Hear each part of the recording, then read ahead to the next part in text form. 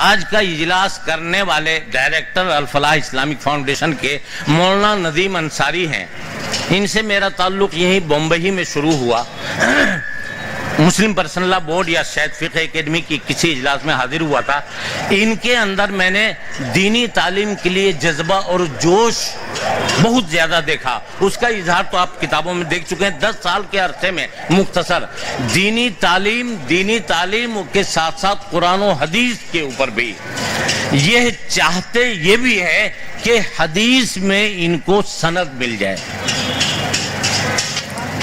سند کیا چیز ہے وہ بعد میں بتاؤں گا, پہلے وہ ہو جائے پھر میں بتا دوں گا. علم حدیث کیا ہے یا علم حدیث میں سند کی کیا اہمیت ہے. اگر وقت رہا تو مختصر طور پر بتا دوں گا. تو مولانا ندیم احمد صاحب کسی محدث سے جو علم حدیث کا درس دیتا ہو اس سے اپنی سند چاہتے ہیں, تعلق چاہتے ہیں. اہم چیز ہوتی ہے کہ حدیث جب ہی آپ کوئی بیان کریں گے تو یہ پوچھا جائے گا استاد کون ہے, شیخ کون ہے. اور یہ چلا آ رہا ہے پوری دنیا میں, ایک طریقہ تعلیم بھی ہے. تو یہ علم حدیث کی سند چاہتے ہیں مجھ سے, پڑھیں. یہ میں جو میری اپنی حدیث کی سند ہے وہ دے دوں گا انشاءاللہ. بسم اللہ کریں. بسم الله الرحمن الرحيم. حدثني أحمد بن إشكاب حدثنا محمد بن فضيل عن عمارة بن القعقاع عن أبي زرعة عن أبي هريرة رضي الله عنه قال قال النبي صلى الله عليه وسلم كلمتان حبيبتان إلى الرحمن خفيفتان على اللسان ثقيلتان في الميزان سبحان الله وبحمده سبحان الله العظيم. یہ جو حدیث پڑھی گئی یہ بخاری شریف کی آخری حدیث ہے. حدیث کا درس دینے والے اور حدیث پڑھنے والے دونوں کو ایک سند درکار ہوتی ہے, ایک رابطہ بتانے کے لیے کہ مثلاً استاد پڑھا رہے ہیں تو ان کو بتانا پڑتا ہے کہ آپ نے حدیث کس سے پڑھی, آپ کے استاد نے کن سے پڑھی تھی, اور نبی کریم صلی اللہ علیہ وسلم تک سلسلہ ملانا پڑتا ہے. یہ ہے سند حدیث. اور حدیث وقت کم ہے, اتنا تو بہرحال سمجھ لیجئے آپ کہ جس طرح قرآن مصدر شریعت یعنی شریعت کی بنیاد ہے, اسی طرح حدیث نبوی بھی شریعت کی بنیاد ہے, اور تمام امت مسلمہ کا اس کے اوپر اتفاق ہے. اس لیے کہ ہم جانتے ہیں ایمان اس بات کے اوپر کہ اللہ نے قرآن نازل کیا, اس کی تمام تفصیلات نبی کریم صلی اللہ علیہ وسلم اپنے نبی کے ذریعے سے امت تک اس کی شرح اور اس کی تفصیل پہنچائی. اور جو حضور کا قول ہے یا عمل ہے یہی اصل میں حدیث ہے. اصحاب علم ہے وہ کہیں گے تقریر چھوڑ دیا آپ نے, لیکن بہرحال میں عام بات کہنا چاہتا ہوں کہ حضور صلی اللہ علیہ وسلم کا یہ فرمانا حدیث, تو حدیث تشریح ہے قرآن کی. اس طرح سے دین دونوں کے ذریعے سے مکمل ہوتا ہے. قرآن کی حفاظت کی ذمہ داری اللہ نے لے لی تھی, کتابت ہو گئی, لیکن حدیث جو نبی کریم صلی اللہ علیہ وسلم کے ارشادات تھے اس کی بھی حفاظت ہوئی ہے, مگر اس طرح سے کتابت کے انداز میں نہیں. کتابت شدہ چیزیں بھی رہی, لیکن پہلی صدی ہجری یعنی 100 سال گزرنے کے قریب تمام حدیث کی کتابیں مرتب ہو گئی تھیں.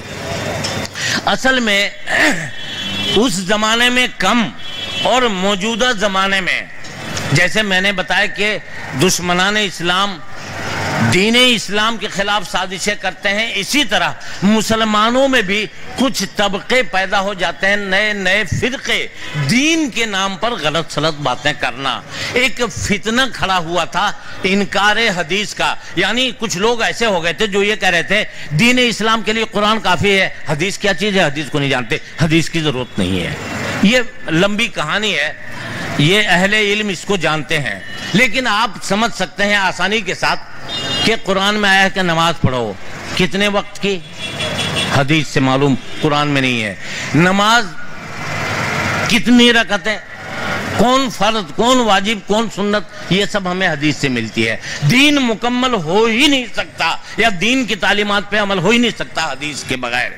تو حدیث کی حفاظت بھی کی گئی اور حدیث میں غلط چیزیں نہ آئے، اس لیے محدثین کے یہاں یہ طریقہ رہا کہ اپنے اپنے شیوخ کا، اپنے استاذ کا نام بتاؤ اور نبی کریم صلی اللہ علیہ وسلم سے جو نقل ہے آج تک کون کون بیچ میں راوی ہیں روایت کرنے والے، ان کے نام بتاؤ۔ یہ ہے اصل میں طریقہ سند کا۔ جہاں حدیث کا درس ہوتا ہے وہاں اس چیز کا خیال کیا جاتا ہے، لیکن حدیث کی سند کے لیے لوگ کبھی جن کو دین کا علم ہو، حدیث سے استفادہ کر سکتا ہو، ان کے لیے اجازت ہوتی ہے کہ کسی شیخ کے یہاں جا کر کے وہ علم حدیث کی سند حاصل کر لیں۔ ایک حدیث پڑھ کر وہ باضابطہ فاضل تو نہیں کہلائیں گے، ماہر تو نہیں، لیکن سند کی برکت ان کو حاصل ہو جائے گی۔ تو بہرحال مولانا ندیم صاحب کو میری جو سند ہے حدیث کی، اس راہ سے ان کو اس کی اجازت دیتا ہوں۔ میرے شیخ تھے مولانا فخر الدین احمد مراد آبادی، وہ شاگرد تھے حضرت شیخ الہند مولانا محمود حسن کے۔ ہندوستان میں حدیث علماء دیوبند کے ذریعے سے عام ہوا، اس کے علاوہ دوسرے ممالک میں اس کی بنیاد ہے حضرت مولانا محمود حسن، جن کو شیخ الہند کہتے ہیں، اسیر مالٹا، مجاہد آزادی، دیوبند کے سب سے بڑے اور شیخ اور محدث حضرت شیخ الہند ہی کے سارے شاگرد ملیں گے یہاں، یا پھر اگر سہارنپور کا ہوا تو مولانا خلیل احمد صاحب سے بھی آگے سند جائے گی۔ لیکن یہ حضرات شیخ الہند نے مثلا حضرت مولانا محمد قاسم نانوتوی اور مولانا رشید احمد گنگوہی سے پڑھا، اور انہوں نے دونوں نے پڑھا ہے شاہ عبد الغنی دہلوی مجددی سے۔ حضرت شاہ وہ مولانا خلیل احمد سہارنپوری نے بھی شاہ عبد الغنی سے، شاہ عبد الغنی نے حدیث پڑھی ہے شاہ اسحاق سے، جو حضرت شاہ ولی اللہ محدث دہلوی کے نواسے ہوتے ہیں، انہوں نے پڑھی ہے حضرت شاہ عبد العزیز سے، اور شاہ عبد العزیز نے شاہ ولی اللہ سے۔